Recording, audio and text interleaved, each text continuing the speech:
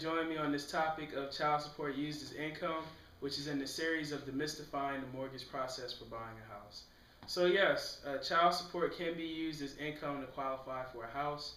However, there are some stipulations to it.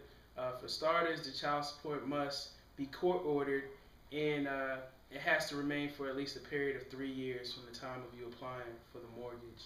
Also, you need to show at least a 12-month payment history of the child support that you've been receiving.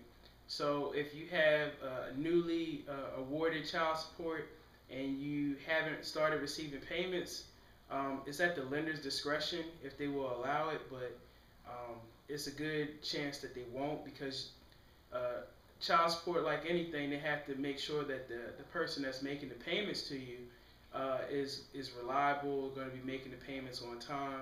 Of course, you know, people do get behind, don't make those payments. So it's really at the discretion of the lender when they review all that information. What I have seen, there's one client that I will bring her situation.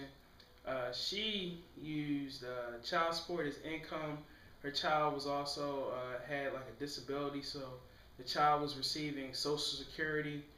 Um, Child was, and she worked a part-time job. She was a single mother, had 2 children.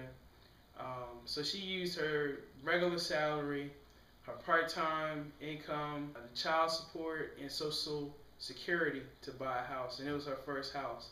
Now, referencing this client, the one thing I didn't like is she kind of maxed herself out of the type of house she bought. She didn't have to buy this type of house that she bought. It was basically half of her money will be going to paying for this house. So being as a single mom, and that's including her part-time income, that's including the child support and Social Security, I just didn't think that was wise. I tried my best to tell her my opinion. Of course, I can't make anybody, you know, do anything they don't want to do. If that's her decision, that's her decision. She has to live with that. But all I say is use wisdom. It's good for using child support as income to lower your debt to income ratio.